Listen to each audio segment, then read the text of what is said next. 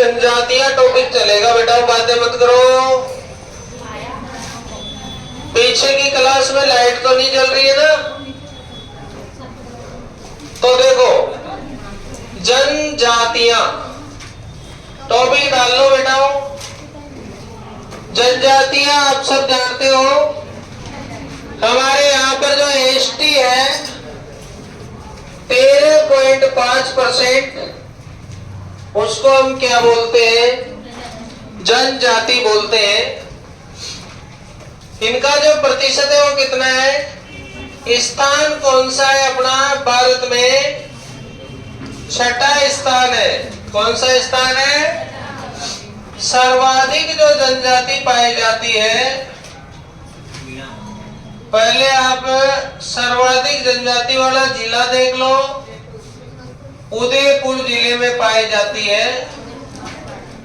और सर्वाधिक जो प्रतिशत पाया जाता है वो पाया जाता है बांसवाड़ा में।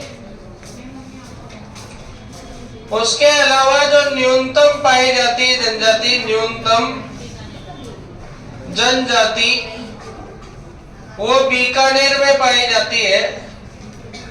और न्यूनतम अगर प्रतिशत की बात करें तो न्यूनतम प्रतिशत जो है वो हमारे पाया जाता है नागौर में।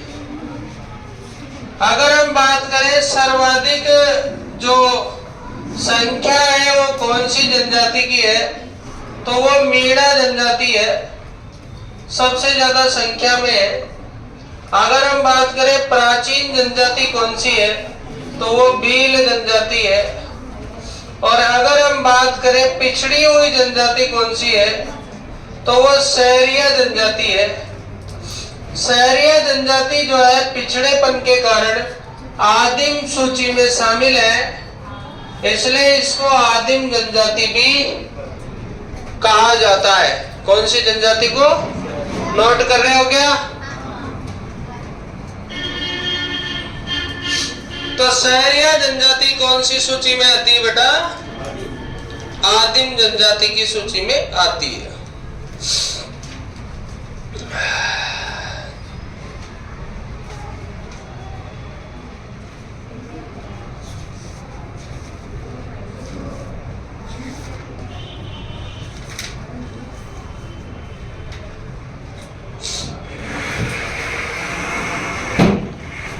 जनजाति वाले क्षेत्रों को अधिकांशतः टीएसपी कहा जाता है। क्या कहा जाता है? टीएसपी क्षेत्र कहा जाता है। और इनके लिए स्पेशल जो कार्यक्रम चलते हैं वो कार्यक्रम चलते हैं टाडा, माडा। ये टाडा और माडा कार्यक्रम जो है जनजाति वाले क्षेत्रों में चलाए जाते हैं। टाडा और माडा, टाडा होता है जनजाति क्षेत्र के कार्यक्रम और माडा भी क्या होता है? जनजाति क्षेत्र का कार्यक्रम होता है।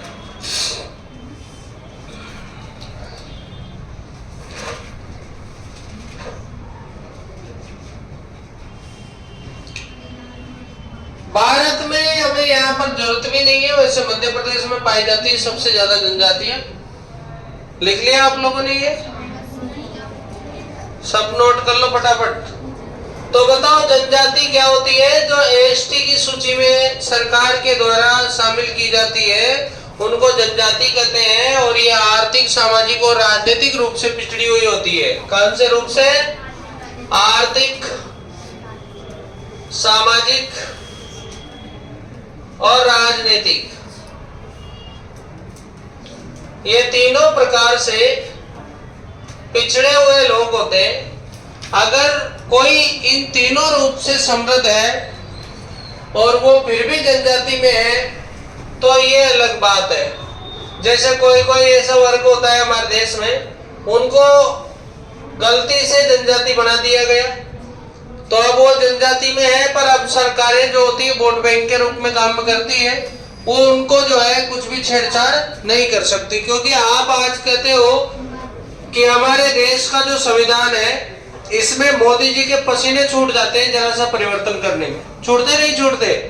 तो जिन लोगों ने बनाया होगा उनकी क्या दशा हुई होगी, वहां भी तो विरोध था ना। पर उस टाइम पे एक फायदा था कि सोशल मीडिया इतना सक्रिय नहीं था उस टाइम पे। जब हमारा संविधान बना था तो कोई वर्ग की बात पहुंची तो पहुंची, नहीं पहुंची तो नहीं पहुंची। लेकिन आज सोशल मीडिया, अभी जम्मू कश्मीर में हमला हुआ, लोगों को मार दिया गया, तुरंत हमें पता लग गया कि भाई वहां पर क्या हुआ, अटैक हुआ। वहां पर नाम पूछ पूछ के क्या कर रहे हैं, सल्टा रहे हैं। ठीक है, तो थोड़ा बच के जाना जाओ, है ना, नहीं तो एक तो उधर से यात्राएं आए। ठीक है, तो यहाँ पर देखो आर्थिक, सामाजिक और कौन सी रूप से पिछड़े होते हैं, राजनीतिक रूप से पिछड़े होते हैं। हाँ, सही बोल रहे हैं।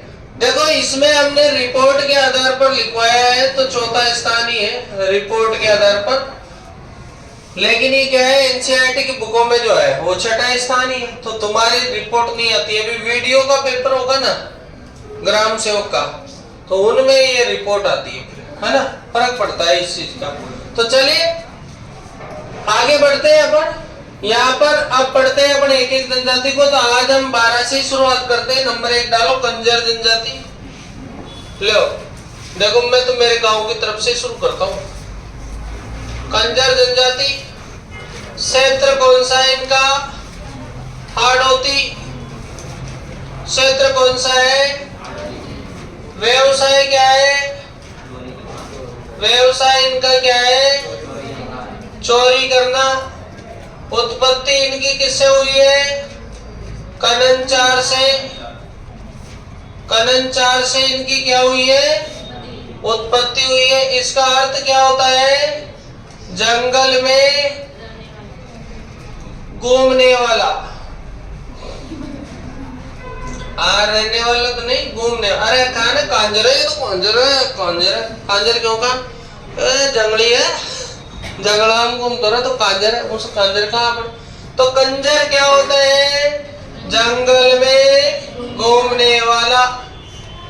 हाँ, तो इनका जो है व्यवसाय क्या होता है, चोरी करना होता है। उसके बाद में इनके जो देवता होते हैं वो होते हैं हाकम राजा। कौन से राजा, हाकम राजा। हाकम राजा का ये नहीं पीते हैं प्याला।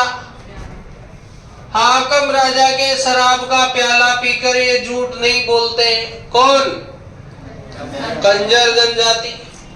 इनके जो कुल देवी है, कुल देवी जो है उसका नाम है जोगड़िया माता। जोगड़िया माता का मंदिर है बेंगू में। कहाँ पर है, और बेंगू पड़ता है भीलवाड़ा में। कहाँ पड़ता है।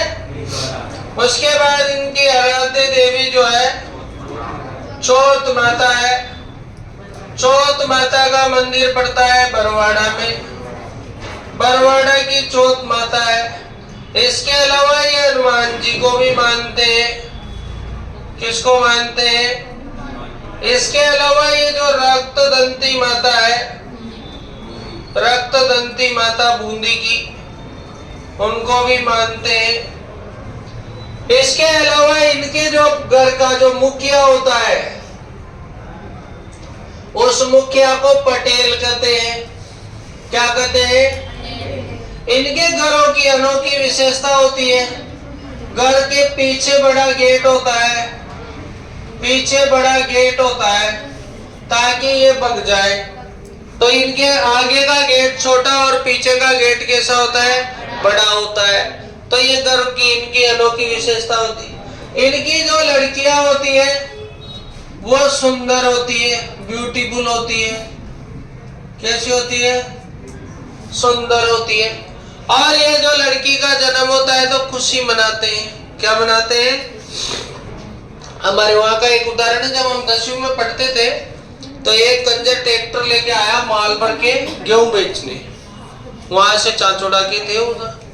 तो भाई साहब वो गेहूं के सारे गेहूं बेचे ना, जिसके रुपए आए उन सारे रुपए की मिठाई खरीद के ले गया गाँव में। क्योंकि लड़की के जन्म पर क्या मनाते हैं, वो खुशी मनाते हैं। और इनकी लड़कियां नृत्य करने में क्या होती है, प्रवीण होती है। और कौन सा डांस करती है? चक्री डांस करती है। कौन सा डांस करती है? कच्ची घोड़ी डांस करती है। और कौन सा डांस करती है? धाकड़ डांस करती है। कौन सा डांस करती भाई? धाकड़ डांस करती है। अभी जो इनकी दो डांसर है जो चक्री नृत्य में फेमस है, एक तो शांति और एक है पुलवा। शांति और पुलवा इनकी फेमस डांसर है।